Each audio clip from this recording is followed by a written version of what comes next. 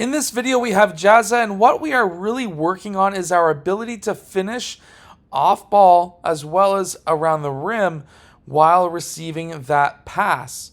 Now, let's get down. Let's check out these drills for younger basketball players. So almost every basketball offense that is ran by every single team is the 5-out basketball offense, which is a pass and cut base.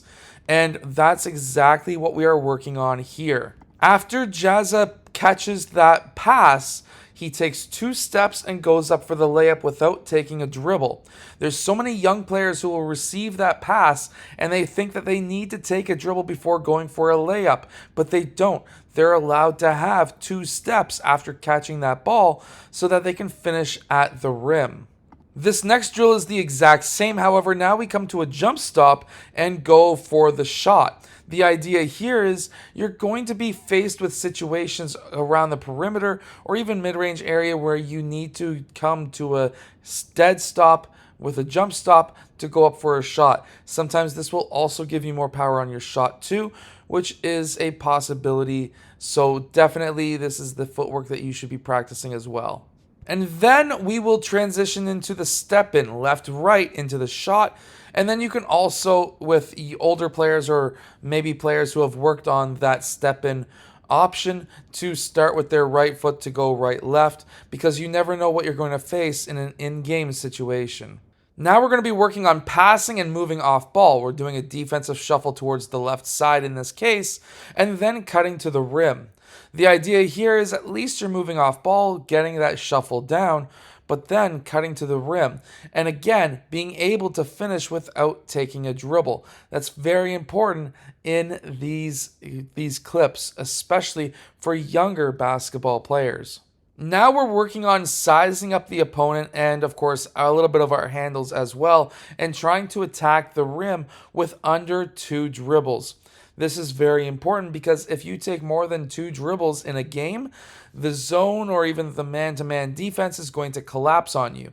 And obviously, whatever you do on one side, you want to do on the weak side or your left hand or right hand. Whatever is your weaker side, you want to do these drills, every single drill, on both sides of the basket. That's very important so that you work on both your weak and strong hand.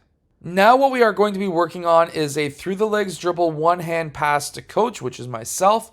The idea behind a one-hand pass is actually very important, and that is if you can keep your hand on the top half of that ball when you're trying to look to do a pass, and that pass or that passing lane disappears, then you can continue your dribble like if it's just a hang dribble. So by doing a one-hand pass and by teaching it at the youngest levels, that's going to help that player get less turnovers, which is very, very good and, of course, very important at this age. Now, this last drill is extremely important, and it's really going to help your players or yourself learn ball control. You're going to do a quick one hand over and back of that hurdle, and then you're going to go through your legs and then one dribble and take a jump stop, or you can step into your shot and to take that mid-range shot. If you're older, you can step back to the three-point line. However, that idea behind that one dribble is now you take that one dribble, you take 2 big steps or 1 big step or a jump stop to create separation between yourself and your defender, and that is what's going to allow you to be able to get your shot off in game, because you don't want to take too many dribbles when you're in game.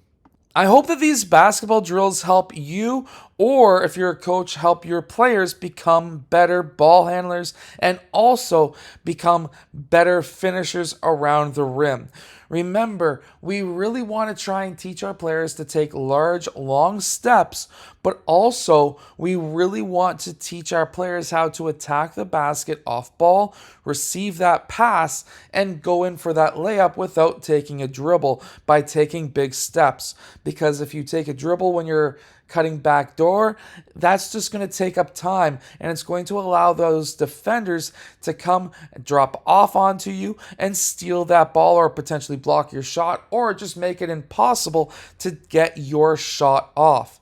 So I hope that these tips help you or your players in your next game. If they do, hit that like button, subscribe, make sure to go check out my workouts on my website, and I'll see you guys in my next video.